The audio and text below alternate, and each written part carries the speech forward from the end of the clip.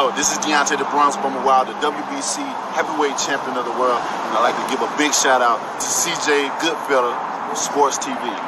Bomb Squad, baby. All right, they said, Bomac told Ness from the Boxing Voice that the Eubanks and Terence Crawford rumor was fake news. Eubanks kind of put something out there to put validity in there. He probably said he was just playing. You had everybody reacting. Even, I need to go to the bank. Even, Connor Ben was like, well, Bug gonna tear Chris Eubanks to pieces. That shit was funny. So you literally had everybody reacting to the shit. And when Eubanks kind of retweeted it with the shush sound, everybody thought the shit was real. So, especially with Bud was looking like he getting bigger and working on power and strength in the gym. Everybody was saying, oh shit, Bud about to getting ready to move up. So, you gotta remember, he a free agent. We got Boots and his fans saying, oh, he should have fought Boots, this is a dumb fight. And then just jumping the gun. So, with PBC having limited dates, they don't have much to offer them. You know? So when you get into that, where they don't have much to offer them, like I continue to say, he's just waiting for something to cross his desk. And, you know, before he got the Earl fight, it seemed like everybody was working against him. Eddie Hearn always kicking him when he down. Bob seemed the only one to be open to working with him. PBC subliminally kicking him and shit. So you really don't even know what to believe. You know? But, you know, I just looked at it from a standpoint of view. Eubanks was ranked number 2 in the WBO. Then he'd probably come back down and fight Tim Tszyu or something like that. But, you know, from that standpoint, unless he was gunning for Janibek or he was preparing for Canelo, or he's going to go back down to fight Tim Tszyu, it didn't make no sense. But, you know, Bomac did train Eubanks for his last fight, so. For the most part, it's fake news. Now, I done seen shit like this on boxing happen where they say it's fake news and then the fight happened. You know what I'm saying? The shit always changes. A lot of times they ain't gonna admit what's real and what's fake. But, I mean, the schedule still looking pretty light. You know? So, you know, with TV thirsty for more content, it's just when an asset become a liability financially, man, business 101, you cut bait from it. You know, even if it's a popular business. I remember Qdoba used to have tequila lime chicken. That shit used to be so good, bro. And then they got rid of it. It probably financially became a liability. No matter, that's the only reason I really went there. But it financially became a liability. So when it financially became a liability, they got rid of it, no matter how popular it was. So, and Sam's Club got rid of their tequila lime chicken too, so it must have been something behind that shit. So, yeah. But I don't think the summer was missing that fight at all. But shit, if it ain't gonna be a reprogramming or a programming to replace it, hell yeah. It's gonna miss it. Excuse me. Hell yeah, it's gonna be missed. But that's the way boxing goes. Real spill. That's the way that shit be rolling. But you know, people talking about, well, you know, what they what Bud gonna do? You know, I remember Timothy Bradley talked about Marquez knocking out Pacquiao and how he would have went out on top and retired with his hand up in the air. I would have too. Marquez got money. He had money. He's a fucking accountant. Marquez got a master's degree in accounting. Hell yeah, I'd have went out on top just like that with my hand up in the air. I fucked around and fought Tim Bradley, got his ass whooped. He lost legitimately. Tim Bradley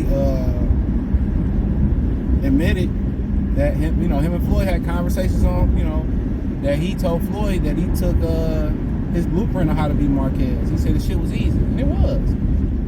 The Mexicans was mad than the motherfucker that night too.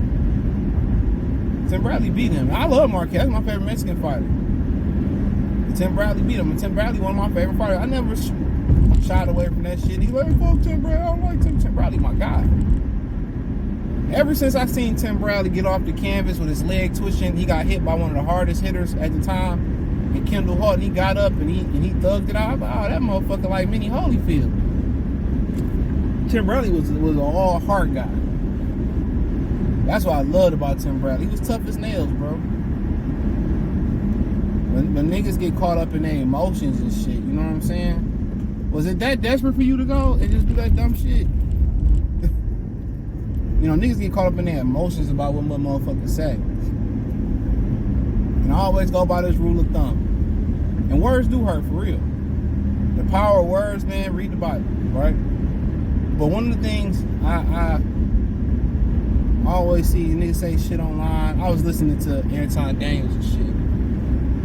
And I seen that whole ass comment that nigga left in town video about Anton Daniels, and he was like, oh, Anton ain't good, then hit me up, man. Fuck that nigga.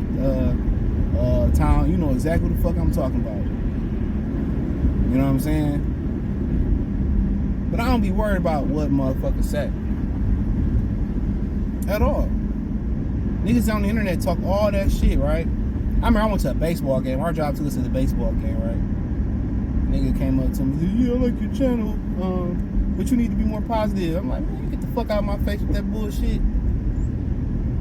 Niggas want you to lie and pander. See, Charleston White said something very profound. He said, yeah, niggas come up to me and shit, and they say, I like your channel, but I like what you be saying, but he said, when niggas say but, that mean they hating, nigga. That mean they hating. I had to think about that shit. I'm like, hey man, he be on to some shit. That's why I fuck with Charleston White. He be on point, and he ain't lying. These niggas talking, oh yeah, but, like, nah, man. See, these niggas, they'll say shit. They'll say shit to you in public and be trying to make it, throw shade and make it seem soft because they bitches. I respect the niggas say, man, fuck your content. I respect that shit. But these niggas ain't gonna do shit. These niggas ain't gonna do shit. Niggas ain't built like that. Niggas ain't built like that, bro. Listen to me. These niggas ain't built like that, bro. They ain't built like that. They can talk all the shit they want. Famous song by Boys in the Hood. You can talk all the fuck you want, but don't put your hands on me. They took all that shit on the internet. They see you in public is love and or it's shade, like he said. But that's how the shit go. I don't worry about what the motherfucker say. I worry about what he do. You know what I'm saying? That's, when you think about women, that's why women are kind of transactional. They are. A woman's love is transactional. Fuck conditional. It's transactional. You got some women that's gonna love you, but as soon as you can't do something, you become disabled, your money become funny, they out. They out. When you can't do nothing for somebody, they out.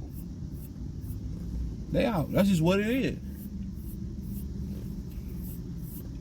And then, niggas don't understand that shit. Tell a bitch no. When you first meet a chick, tell her no, I can't even do it. Or I ain't even got it right now. And see how long the next time she call you back. Now, a real bitch gonna be like, don't worry, babe, I got it. Let's go. Don't worry about it. I'll take care of you. I got it. That's what a real bitch gonna say. Real woman gonna say, I got it. Don't even worry about it. That's what a real one gonna say. You know what I'm saying? Bro, the real homie said I didn't have time where my nigga ain't had shit or he was up. I like, man, I don't even fucking worry about it. Get it next time, I got it, bro.